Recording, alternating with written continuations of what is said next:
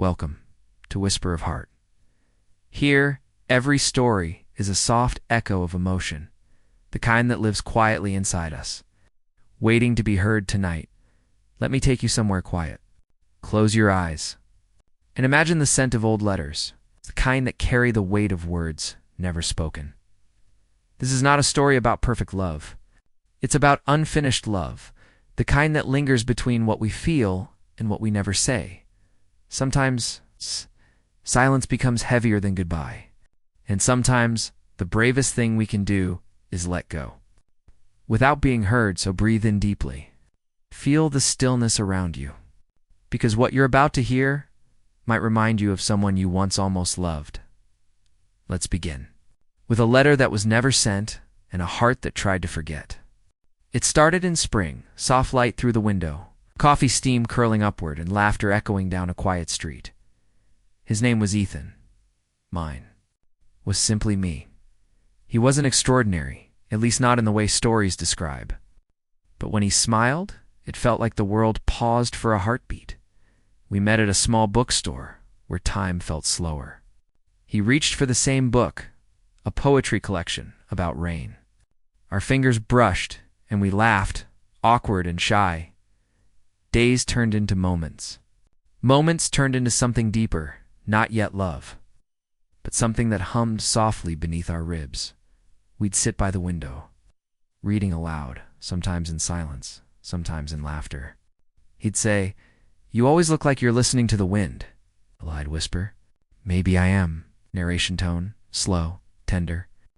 Nostalgic, as if remembering through a dream.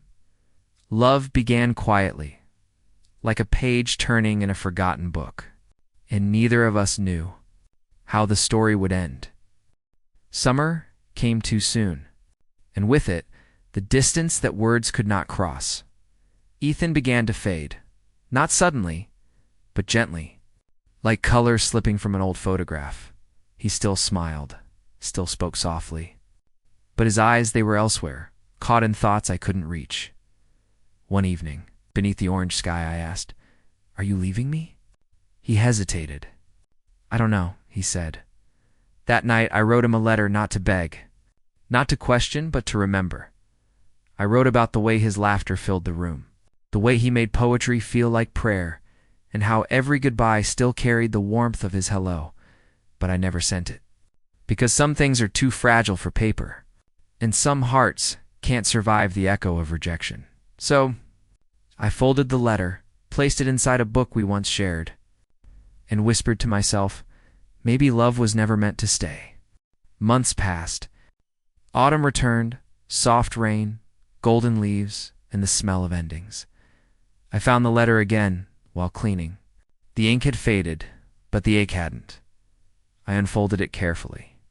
Reading every word like it belonged to another lifetime, it began simply, "If you ever wonder what you meant to me, look at the sky after the rain. That's how my heart remembers you." I read it aloud, alone in the quiet room. And for the first time, I realized the letter wasn't for him anymore. It was for me, the version of myself who waited, who hoped, who believed that love could be written and sealed forever. I didn't need him to read it. I just needed to release it. So I burned it. Watched the paper curl into golden dust. And with every flicker of flame, a little piece of me found peace. Years later, I saw him again. Not in dreams, in reality. A crowded cafe, a quiet corner, and there he was, older, softer, wearing the same half-smile I used to love. He didn't see me at first. When he finally did, he froze, then smiled. We talked, not about love or loss, just life. Jobs, cities, books. The ordinary things that make time feel kind again. When he asked if I still wrote letters, I smiled and said, "Not anymore. Now, I tell stories." He laughed. "You always had words in your eyes." And for a moment, everything felt whole again. Not because we were together, but because I no longer needed him to understand me. He left with a wave, and I whispered softly, "Thank you for the chapter." Now, whenever it rains, I open the window and listen. Not for him, but for the whisper of my own heart. Love didn't end. It just changed its name. It became the strength in my solitude, the softness in my words, and the quiet peace that lives in me now. Sometimes I think about the letter I never sent, and I smile because maybe not all words are meant to be delivered. Some are meant to stay as gentle reminders of who we were when we loved deeply.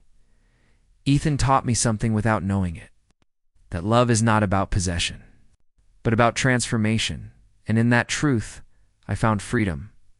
So tonight, if you're holding on to a story that never found its ending, let it whisper, let it breathe.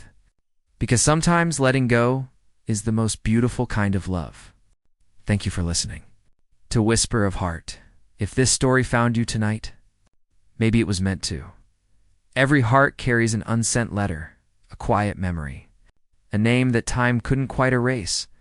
But here in this space, we honor those moments. We don't run from them. We listen, because love isn't always loud. Sometimes it's just a whisper, a voice that stays. Long after the world goes silent, if this story touched something inside you, leave me a comment. Tell me about your letter that was never sent. And if you'd like to hear more stories that feel like rain, soft and healing, subscribe, and let's keep whispering together. Until next time, I'm the voice behind Whisper of Heart, and this was a story of goodbye and everything beautiful it left behind.